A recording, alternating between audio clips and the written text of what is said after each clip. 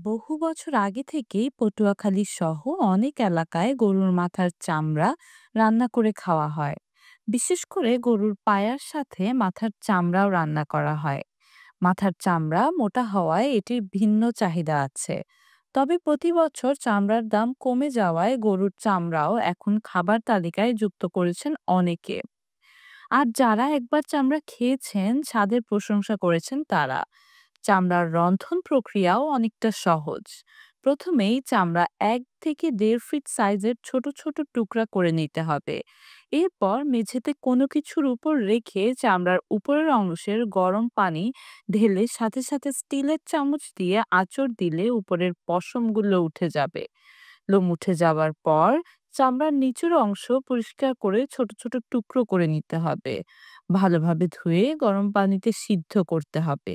সিদ্ধ হলে প্রয়োজনীয় মশলা দিয়ে মাংসের মতো করে রান্না করতে হয়।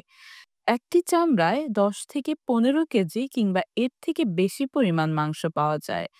এছাড়া চামড়া দিয়ে হালিম চটপটি রান্না করলেও তা মজাদার হয়।